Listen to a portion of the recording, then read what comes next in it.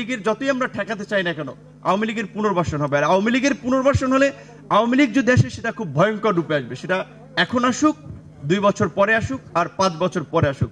তাই আমি সকলকে অনুরোধ করব, নির্বাচনের চ্যাপ্টারটা আমরা আলাপ আলোচনার মধ্যে দিয়ে একটা টেবিলে রাখি। এটা নিয়ে পাবলিকলি খুব বিতর্ক বা পাবলিকলি নিয়ে না আসি যে আবার আন্দোলনই করা লাগবে ভোটের জন্য, নির্বাচনের জন্য। আগেও এটা নিয়ে খুব জোরালো ছিলাম, তারা অনেকে পজিশন চেঞ্জ করেছে সত্যিকার অর্থে, কারণ বিএনপি এটাতে আপাতত চাচ্ছে না। এর পেছনে অনেকগুলো যুক্তি আছে, এখন তারা অনেকে চাচ্ছে না। তাহলে আমরা বললাম অন্তত দ্বিকক্ষ বিশিষ্ট পার্লামেন্ট যদি আমরা করি, তাহলে আপার হাউজে সেটা হয়তো করা যেতে পারে। ওই অন্তত লোয়ার হাউজে যদি ডিরেক্ট হয়, অন্তত আপার হাউজে সংখ্যানুপাতিক হারে ভোটের অনুপাতে বিভিন্ন দলের রিপ্রেজেন্টেশন করা যেতে পারে।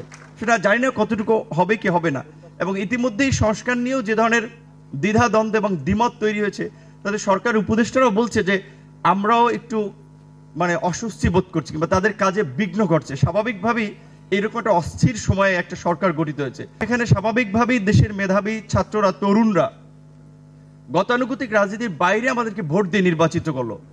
এবং এটা তো সবাই বলছিল যে দীর্ঘদিন ধরে তরুণরা রাজনীতি বিমুখ।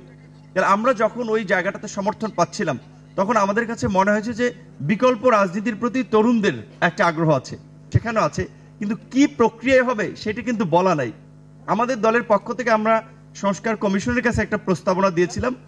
এটা আমরা বিশেষ করে এখানে একটু বলতে হয় যে 2018 সালের এই কোটা সংস্কার আন্দোলনের পরে আমরা যখন দেখেছি যে আসলে এই কোটা সংস্কার আন্দোলনের পরে যখন 2019 সালে ডাকসু নির্বাচন হলো, এখনই যদি তাদের উপরে চাপ তৈরি করা হয় যে আর্লি ইলেকশন, তাদের তো স্বাভাবিকভাবে ওইখানে একটা চাপ থাকে, যেটা আমাদের আরেকজন উপদেষ্টা আদিলুর রহমান সাহেব বলেছেন যে আমরা শুধুমাত্র একটা পরিবর্তন করে আপনাদের দায়িত্ব শেষ হয়ে যায়নি, এখন অনেক ধরনের ষড়যন্ত্র চলছে। আপনাদের প্রতিরোধ করার যে প্রচেষ্টা, সংস্কারের পাশাপাশি প্রতিরোধের জন্য প্রস্তুত থাকতে হবে। চোখ